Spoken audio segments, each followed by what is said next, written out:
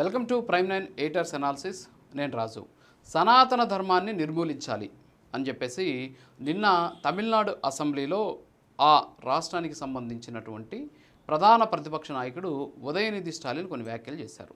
ఆయన గతంలో కూడా ఇలాంటి వ్యాఖ్యలు చేశాడు. దీని మీద తమిళనాడుకి సంబంధించినటువంటి హైకోర్టు మదురై బెంచ్ కూడా ఆ వ్యాఖ్యల మీద తీవ్రస్థాయిలో ఆగ్రహం వ్యక్తం చేసినటువంటి పరిస్థితి. అయితే ఈ సందర్భంలోనే అసలు తమిళనాడులో ఇప్పుడు సనాతన ధర్మానికి సంబంధించినటువంటి అంశానికి సంబంధించి ఎందుకని వివాదం రాజుకుంటుంది? నిజంగా తమిళనాడు సంస్కృతి అలాగే నాగరికత సనాతన ధర్మానికి వ్యతిరేకంగా ఏమైనా ఉన్నాయా, లేకపోతే రాజకీయ లబ్ధి కోసం అక్కడ ఉన్నటువంటి ప్రజల్లో ఉన్నటువంటి భక్తిభావాన్ని చెరిపేసేటటువంటి ప్రయత్నం ఏమైనా జరుగుతుందా? దశాబ్దాలుగా అసలు తమిళనాడులో సనాతన ధర్మానికి, హైందవ ధర్మానికి అలాగే రాజకీయపరమైనటువంటి వివాదానికి కారణమైనటువంటి అంశాలేంటి?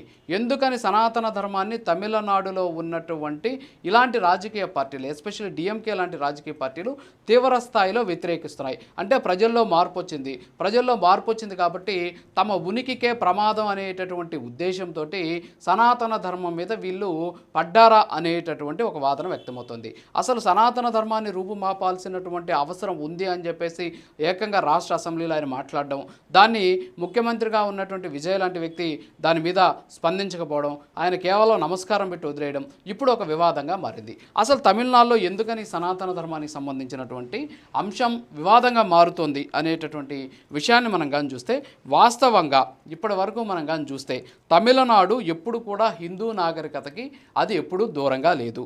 భారతదేశం విదేశీ దండయాత్రలతో అల్లాడుతున్నటువంటి సందర్భంలో అప్పుడు చోళులు కావచ్చు, పాండ్యులు కావచ్చు, పల్లవులు కావచ్చు సనాతన ధర్మాన్ని కాపాడారు.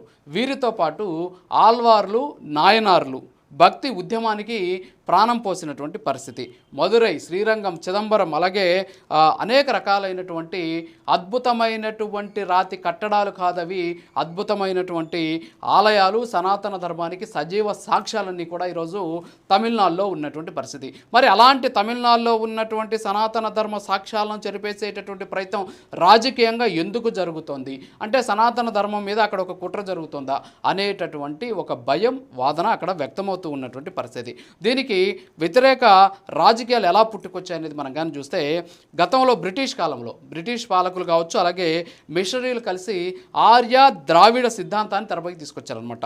ఉత్తరాది ఆర్యులు, దక్షిణాది ద్రావిడులని అణిచివేశారని చెప్పేసి ఒక కొత్త అంశాన్ని అప్పట్లో ప్రజల్లోకి తీసుకెళ్లే ప్రయత్నం చేశారు.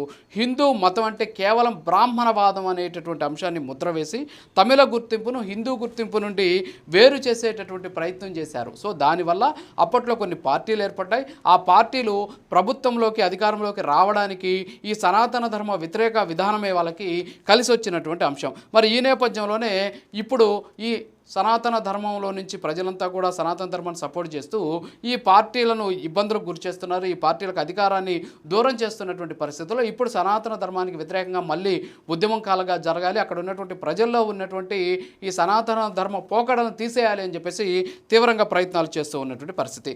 ఇక్కడ మనం కొన్ని అంశాలను చూడాలి. ఎందుకంటే ఇక్కడ అనేక రకాలుగా, అంటే దశాబ్దాలుగా ఇక్కడ సనాతన వ్యతిరేక రాజకీయాలు నడుస్తున్నప్పటికీ కూడా తమిళనాడు ప్రజలు తమ దైనందిన జీవితంలో గాఢమైనటువంటి హిందూ సాంప్రదాయాలతోనే గడుపుతూ ఉన్నటువంటి పరిస్థితి. రాజకీయంగా వారు ద్రావిడ సిద్ధాంతాన్ని సమర్థించవచ్చేమో కానీ సాంస్కృతికంగా వారు పక్కా హిందువులు. ఎందుకంటే ఈరోజు సుబ్రహ్మణ్య స్వామికి సంబంధించేసి షష్ఠ షణ్ముఖ క్షేత్రాలు ఉంటాయి. ఈ షష్ఠ షణ్ముఖ క్షేత్రాలు ఎక్కడున్నాయంటే తమిళనాడులోనే ఉన్నాయి. దీంతోపాటు ప్రస్తుతం ఒక తరం మారుతోంది. ఇప్పుడు ఉన్నటువంటి యువతరం తమిళ గుర్తింపు, హిందూ గుర్తింపు వేరు కాదని చెప్పేసి, 1000 ఏళ్ళుగా రెండు కలిసే పెరిగాయి కదా, మరి రెండింటిని శత్రువులుగా ఎందుకు చూపిస్తున్నారని చెప్పేసి ప్రశ్నిస్తూ ఇప్పుడు ప్రత్యామ్నాయ రాజకీయాల వైపు వాళ్ళు అడుగులు వేస్తున్నారు. అందులో భాగంగానే ఇక్కడ విజయ్ని గెలిపించినటువంటి పరిస్థితి. సో విజయ్ కూడా సనాతన ధర్మానికి వ్యతిరేకంగా మార్చాలి అనేటటువంటి ప్రయత్నంలో భాగంగానే నిన్న ఉదయనిధి స్టాలిన్ మాట్లాడారేమో అనేటటువంటి ఒక వాదన కూడా ఇక్కడ మనకు వ్యక్తమవుతూ ఉంది. ముఖ్యంగా తంజావూరు బృహదీశ్వర ఆలయం చాలా పెద్ద ఆలయం, అది రాజరాజ చోళులు నిర్మించినటువంటి ఈ శివాలయం భారతదేశ శిల్పకళ నైపుణ్యానికి చాలా పెద్దది. ఇది ఎక్కడుంది? తమిళనాడులో ఉంది. యునెస్కో గుర్తింపు కూడా పొందినటువంటి ఆలయం అది. అలాగే మదురై మీనాక్షి అమ్మవారి ఆలయం, అలాగే శ్రీరంగంలో ఉన్నటువంటి రంగనాథ స్వామి ఆలయం, అలాగే రామేశ్వరంలో ఉన్నటువంటి రామనాథ స్వామి ఆలయం, అలాగే చిదంబరంలో ఉన్నటువంటి నటరాజ స్వామి ఆలయం, పళనిలో ఉన్నటువంటి మురుగన్ ఆలయం, అలాగే షష్ఠ షణ్ముఖ క్షేత్రాలు, కంచి కామాక్షి అమ్మవారు. సో వీళ్ళంతా కూడా ఎవరు?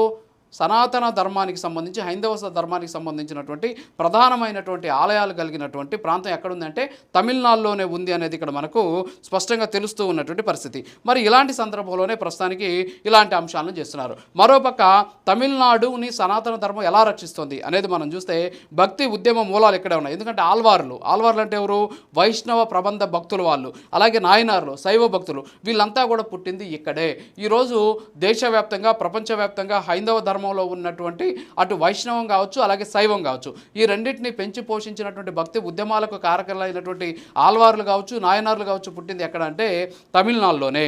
అంతేకాకుండా ఈ రోజుకి కూడా అక్కడ ఉన్నటువంటి పరిస్థితులు చూస్తుంటే అక్కడ ఉన్నటువంటి ప్రజలంతా కూడా దీని మీదే ఎక్కువగా సనాతన ధర్మాన్ని పరిరక్షించేటటువంటి ప్రయత్నం కూడా చేస్తూ ఉన్నారు. ఈరోజు ఆల్వార్లు 12 మంది వైష్ణవ భక్తులుగా అక్కడ ఉన్నటువంటి పరిస్థితి. వాళ్ళు దాదాపు 4000 పాసురాలు సంకలనాలు చేసి తమిళ వేదాన్ని సృష్టించి దానికి నాలాయిర దివ్య ప్రబంధం అనేటటువంటి ఒక దాన్ని తయారు చేసి దాన్ని ఒక తమిళ వేదంగా మార్చి అక్కడ ఉన్నటువంటి సనాతన ధర్మాన్ని కాపాడేటటువంటి ప్రయత్నం చేశారు. అలాగే నాయనార్లు శైవ భక్తులు వీళ్ళు 63 మంది ఉన్నారు. వీళ్ళంతా కూడా తిరుమరై అనేటటువంటి తేవారం అనేటువంటి భక్తి గీతాలను తయారు చేసి సాహిత్యాన్ని అక్కడ అందించినటువంటి పరిస్థితి. సో ఈ విధంగా మతాన్ని సామాన్యుడికి చేరువ చేయడం, కుల నిర్మూలన చేయించడం, హిందూ ధర్మ పునరుద్ధరణ జరగడం, ఆలయ సంస్కృతి, సో ఇవన్నీ కూడా అక్కడ ఉన్నటువంటి సంస్కృతిలో భాగమైనటువంటి అంశాలు. మరి ఈ విధమైనటువంటి భాగమైనటువంటి అంశాలన్నింటినీ కూడా చెడిపేసేటటువంటి ప్రయత్నం ఇప్పుడున్నటువంటి ఏదైతే ప్రతిపక్షం మొన్నటిదాకా ఉన్నటువంటి ప్రభుత్వం చేసినటువంటి పరిస్థితి. ఇప్పుడు అదే మూలాలని, అదే ఆలోచనల్ని, అదే విషయాన్ని మళ్ళీ కొత్తగా ఏర్పడినటువంటి విజయ ప్రభుత్వంలో కూడా నింపేటటువంటి ప్రయత్నం చేస్తున్నారు. అందులో భాగంగానే ఉదయనిధి స్టాలిన్ మళ్ళీ ఈరోజు సనాతన ధర్మం గురించి మాట్లాడారు. సనాతన ధర్మం గురించి గతంలో డిఎంకేకి సంబంధించిన నాయకులు చాలామంది మాట్లాడారు. అది ఒక రకంగా అంటువ్యాధి లాంటిది అని చెప్పేసి కొంతమంది మాట్లాడారు. రకరకాలుగా విమర్శించినటువంటి పరిస్థితి. సో సనాతన ధర్మానికి వ్యతిరేకంగా మాట్లాడడం వల్ల ఈరోజు వచ్చినటువంటి ఫలితాలు కారణం అదే అనేటటువంటి అంశం చెబుతూ ఉన్నప్పటికీ కూడా ఇంకా కూడా అదే వాదనని తెరపైకి తీసుకొస్తున్నారు. ఎందుకంటే ఇప్పుడు తరం మారింది. ఇప్పుడు ఇక్కడ కావాల్సింది జంజీ ఈరోజు తమిళనాడులో జరిగినటువంటి ఎన్నికల్లో ప్రభావవంతమైనటువంటి పాత్ర పోషించింది. మరి ఇలాంటి సందర్భంలో ఇంకా కూడా ఇక్కడ ఆర్యులు ద్రవిడులు అని చెప్పేసి వేరు చేసి చూపించడం, అంతేకాకుండా ఇక్కడ ఉన్నటువంటి సనాతన ధర్మ పోకడల నుంచి అక్కడ ఉన్నటువంటి యూత్ని బయటికి తీసుకొచ్చేటువంటి ప్రయత్నం చేయడం, ఆ విధమైనటువంటి విషయాన్ని చూపించేటువంటి ప్రయత్నం చేయడం. సో ఇదంతా కూడా కేవలం పొలిటికల్గా జరుగుతున్నటువంటి ఒక డ్రామాగా జరుగుతుంది. ఎందుకంటే ఈరోజు దేశం మొత్తం కూడా ఈ రోజుకి కూడా అనేక ఆలయాల్లో ఆగమశాస్త్రం ప్రకారం ఈరోజు పూజలు జరుగుతున్నాయి. ఆగమశాస్త్రం పుట్టింది అక్కడ తమిళనాడులో ఆగమశాస్త్రాన్ని ఈరోజు కూడా అక్కడ కొనసాగిస్తున్న పరిస్థితి. తిరుమల లాంటి ప్రాంతాల్లో ఆగమశాస్త్రం ఇప్పటికి కూడా తమిళ ప్రబంధాలు ఇప్పుడు కూడా అక్కడ చదువుతూ ఉన్నటువంటి పరిస్థితి. సో ఈ విధంగా చూస్తే మొత్తం కూడా ఈరోజు భక్తి మార్గాన్ని, భక్తి ఉద్యమానికి పుట్టిన నేలైనటువంటి తమిళనాడులో ఈరోజు ఆ సనాతన ధర్మాన్ని కూకటి వేలతో సహా పెగిలించాలి అనేటటువంటి ఒక కుట్ర జరుగుతుందనడానికి ఉదయనిధి స్టాలిన్ మళ్ళీ చేసినటువంటి వ్యాఖ్యలు ప్రధాన కారణం అని తెలియజేస్తూ ఇది ఇవాళ ఎడిటర్స్ అనాలిసిస్. మరో అనాలిసిస్ మళ్ళీ కలుద్దాం. నమస్కారం.